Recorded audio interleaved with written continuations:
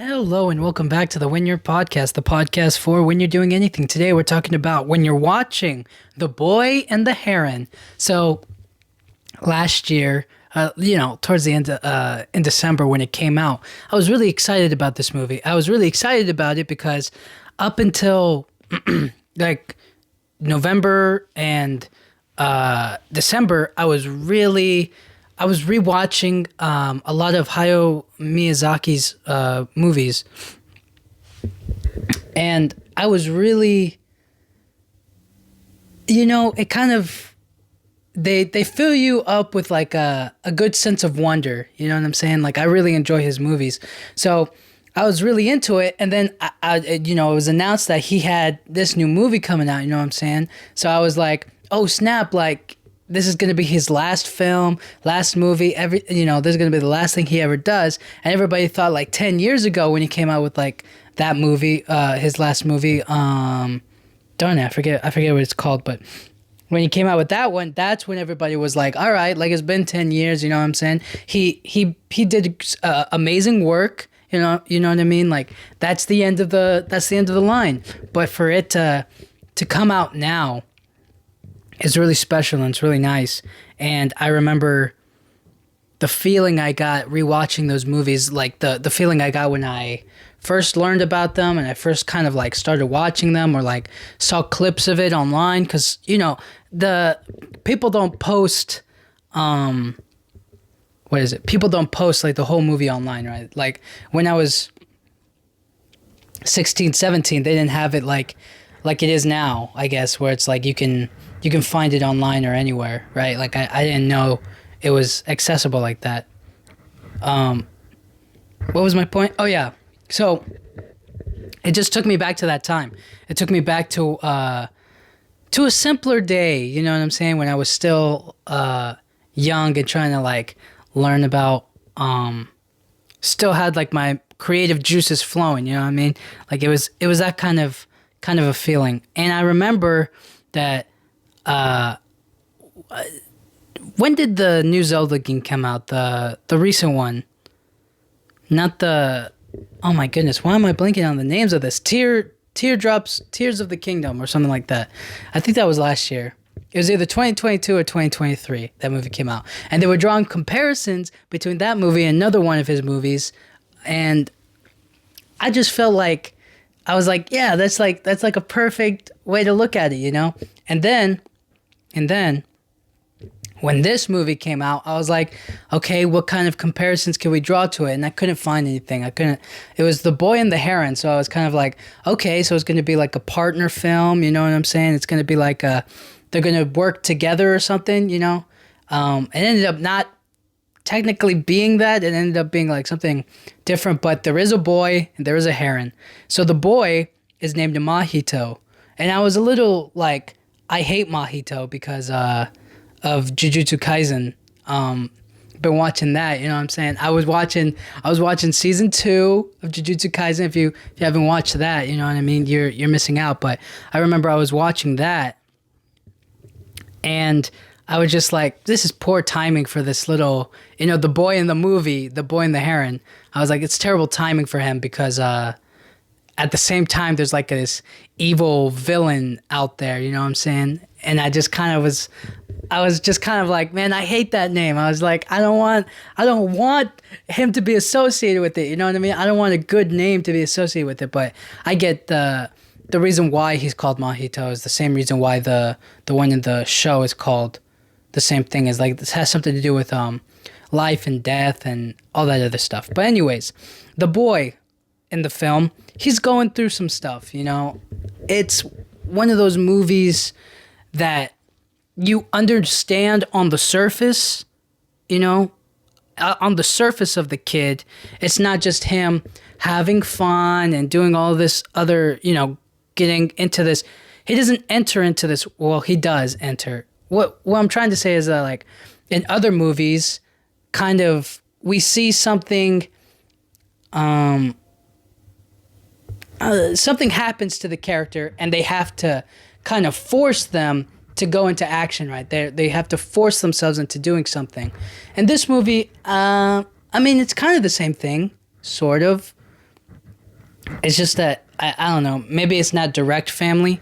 Maybe it is. I'm all over the place. But anyways, his mother is dead, and on the surface, the movie is about really dealing with grief. It's really dealing with how to overcome that, or how to face it, or how to still explore, or live your life, or accept new things happening to you when you're still holding on to old feelings, when you're still holding on to such a tragedy. You know, his mother passed away in a fire at the hospital. It's sad. You know, it's sad to see him go. And then his father gets a new girl. He gets a new wife. He gets like a new something, and she goes up to Mahito and is like, "Hey, I'm gonna be your new mom now." And he's just kind of like, "Okay," you know what I mean? He kind of like me for real. He really kind of like me, like just on the surface accept it, but on the inside, like he's crying inside. He's like,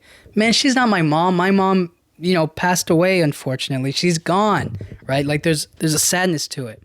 And then he has to go to school. So on top of facing all of these new challenges, right? His dad is working, so he's not really there to all the time, you know what I mean, to keep an eye on him. So he goes to school. He's like having a tough situation. He's getting a little bullied, or he's kind of like messed around with a little bit. And he's not going to take it. He's going to fight for himself. He's going to stand up for himself. So he gets into like a little scruffle or whatnot. And then he's walking home. He gets like this little rock. He stabs himself. He hits himself or stabs himself with the sharp point of the rock. And he starts bleeding, gets a scar on the side of his head. Walks home, right, with like a big chunk of blood pouring out of his head. And his family is like, "Oh my gosh, what happened? He was assaulted at school. He got really beat up. He got, you know, messed up." He doesn't, you know, ever tell them that he did it himself. And then they were like, "Yo, we're taking him out of school. You know what I mean? You're going to recover. We're not going to go there anymore." Right? So he really just like stabbed him or hit himself in the head so he didn't have to deal with school. And again, it all translates back to what he's really feeling, and it's that he's dealing with a loss, you know. He doesn't want to focus on school. He doesn't want to deal with other people. He doesn't care about them. He cares about his mom and his family, and he's sad. He's coping. He's trying to deal with it. So next, I just feel like, listen, the new mom, nice.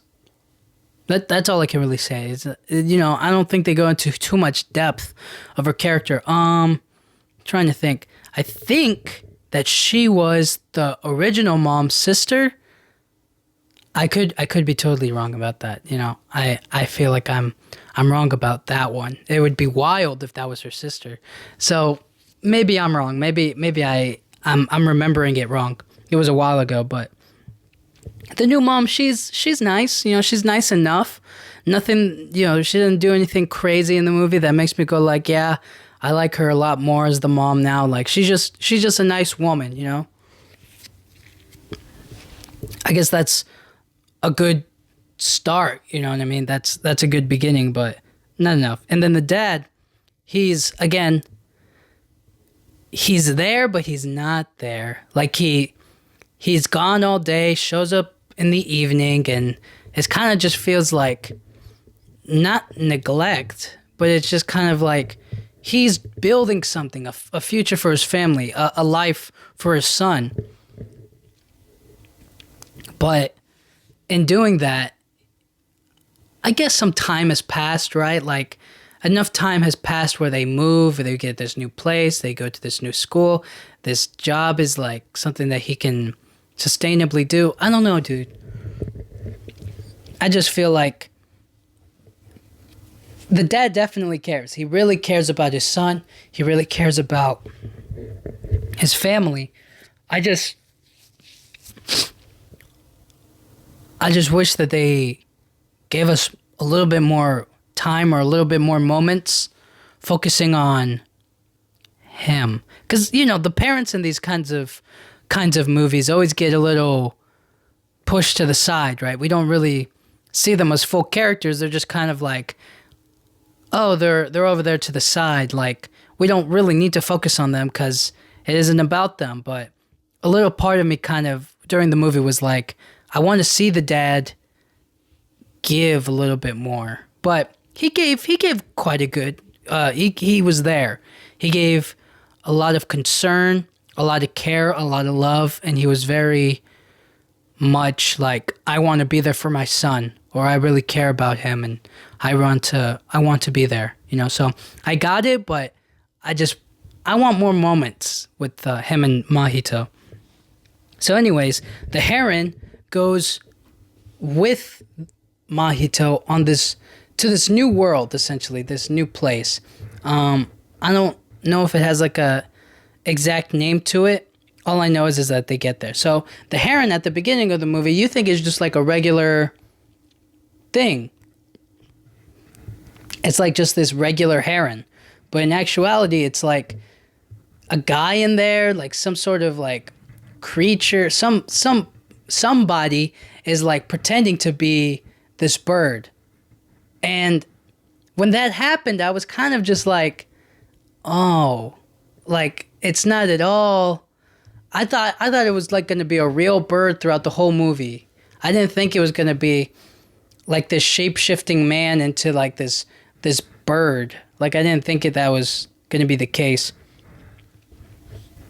It was just kind of weird. And throughout the movie, I was kind of like, okay, so now they're going to be best friends, right? Like they're going to hold each other's hands, like they're going to get to know each other. They're going to be cool with each other. They have like some funny banter back and forth, some nice moments that I can't. They have that funny little banter about if somebody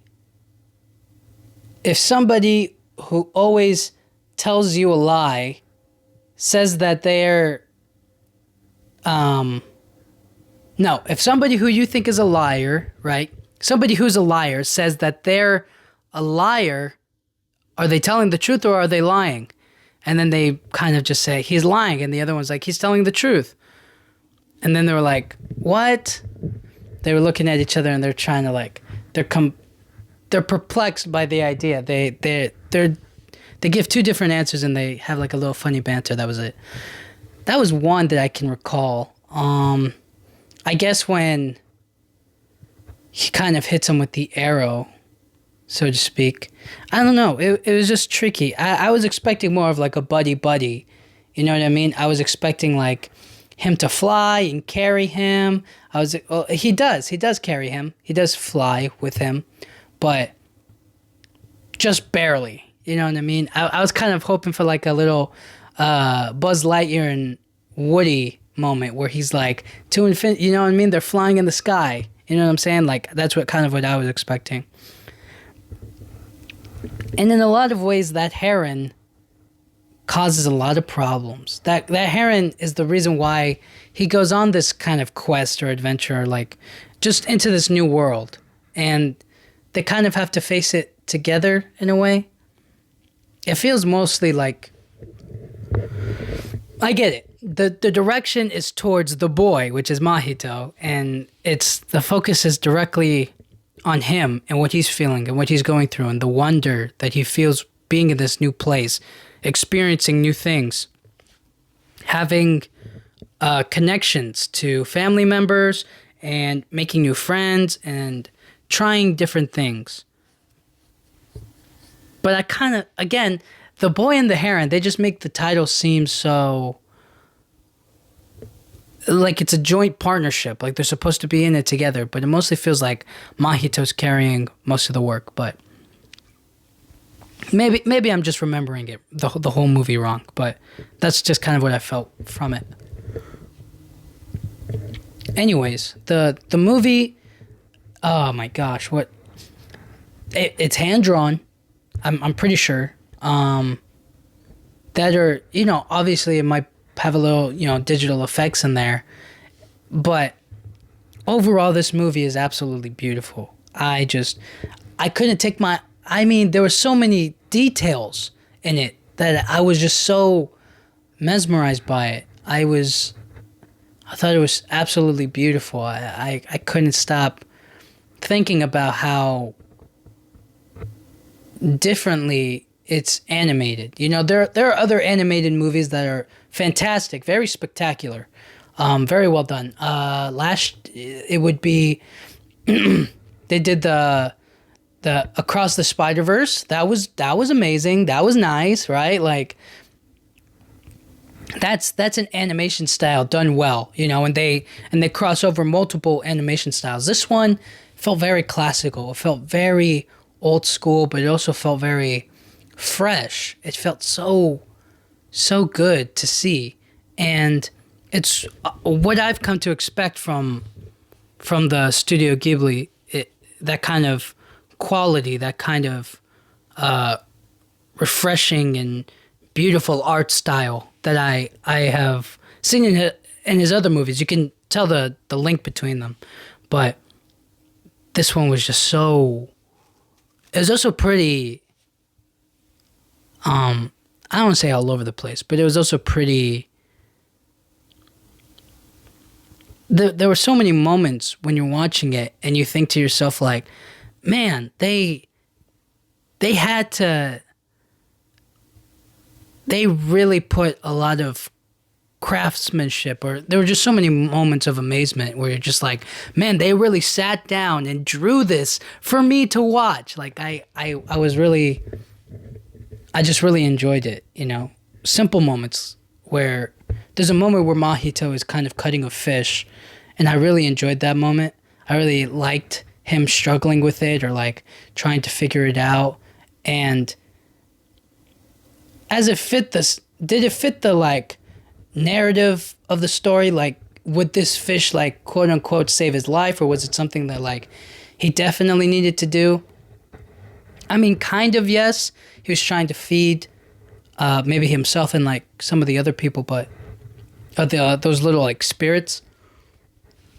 But also, not really. But I like that attention to detail, that, you know, something like that felt so squishy, and like it was bleeding and it was all over the place and it was just kind of sloppy.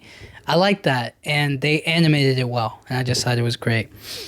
And I want more animated things to be like that. I want more animated I want a lot more animated hand drawns like that. I want something with real quality to it. The thing is that like back in the day, hand drawn was like the only way.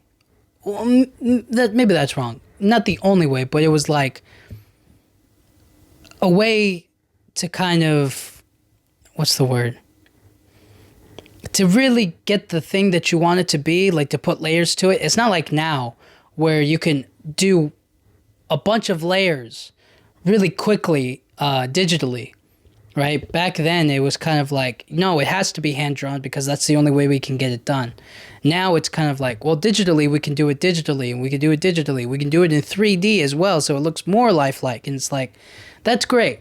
You know, that's awesome, you know? I think we've come a long way animation-wise, and they've done a beautiful job at it. But for me, I remember looking back at some other, like classic Disney movies, classic other, like cartoon movies, and I just remember thinking like, the quality behind this is so good. And now they're trying to do live actions. Now they're trying to do 3D movies, and I just feel like we've grown so used to these 3D stuff that like now when something like this comes out, The Boy and the Heron comes out, it just feels so much better. It feels more cinematic in a way. You know, it doesn't feel kind of like video game-ish. Not that like video games are bad. You know, they definitely have amazing quality. Like God of War, The Last of Us has that, right? And they do the live actions well off of those video games. I'm just saying that like to service the story of like of a video game like The Last of Us, 3D fits a lot better, you know, because it makes it look more realistic. Whereas something like the Beauty and the Beast, right? That's 2D. I'm talking about the old version. It's a lot better in a cartoon than it is, in my opinion, than it is in live action, because I feel like to service the story, it just adds a lot more color, and it also helps to, not that live action can't show expression well, but I just feel like cartoons, they have a way to draw certain expressions or certain kinds of emotions a lot better than we can physically portray, right? Like sometimes when we really like something, we won't overly smile all that much. We just might be like, all right, cool. Kind of like a blank face, you know what I mean? Whereas in a cartoon, or if it's animated, they can do like big exaggerated faces and looks and kind of like expressions that can't be done in real life. But anyways, I thought the film was just beautiful. It was very colorful, very sweet movie. Which takes me to the little spirits, the little souls. You know what I mean? The little baby souls. When I first saw them, I was like, "Oh, they're so cute. They're very adorable. Very, very cute little things." And when they started floating into the sky, I was like, "There you go." I was like, "They're gonna become stars." I thought they were going to become stars, but apparently they're souls. They're little babies. They're going to go into the other life, and they're going to become babies. And then those herons, those other birds, came in and started eating them. I was like, oh no! And then the mom, who's like a little girl now, she starts shooting off fireworks, and she hurts some of them, but she protects some of them. So it's kind of like a good thing. But I was looking at that. I was like, oh, that was such another great moment that I really enjoyed. I thought it was really cute and special, and the relationship that and seeing the way that the mom kind of like she's unleashing fire out there. But and also when I was seeing them and then they explained like, oh, those are little babies, I was like, man, what if there is like, what if there really is another life, another world where like I'm that little marshmallow of a thing, and then I float up, and then I become who I am now. You know what I'm saying? Like, that's funny. That's cute. It's a lot. You know what? No. What was the? No, those are storks. My fault. I was like, herons do carry babies into that, but I was like, no. Actually, those are storks. The storks do that. But what's the big difference between herons and storks? Maybe they're the same thing, of the same bird species. You know what I mean? They look similar, but yeah, that's kind of what I was thinking. But my overall expectations of the movie, I mean, I didn't really watch the trailers because I knew I wanted to watch it with like no idea of what the film was. But at least my expectation, as I said earlier, I thought this was going to be like a buddy movie. You know what I'm saying? Like they become best friends and then they go through it together, Instead, it was kind of like,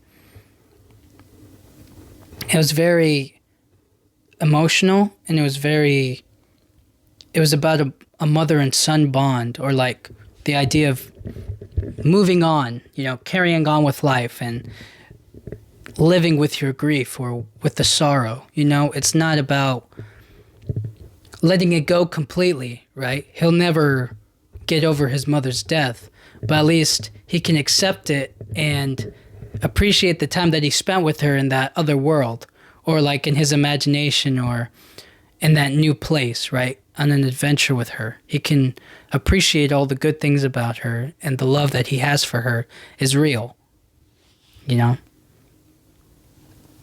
But at the end of it, I felt kind of like, well, where does he go now? I was kind of unsure about what his path is. What does he want? What does he really hope to do tomorrow? And I was like, well, he has to go back to school. I was like, darn it, now he has to go back to school. You know what I mean? He's gonna have to the world kind of opens up for him. It's not a sad ending or like a one that makes you go kind of like, oh man. It's kind of like now he's back in the real world and he can kind of figure himself out, get his new life together. And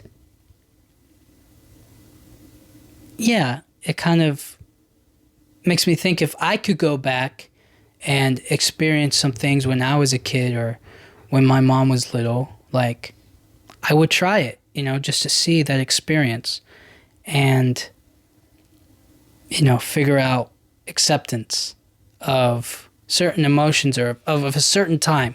That time is gone.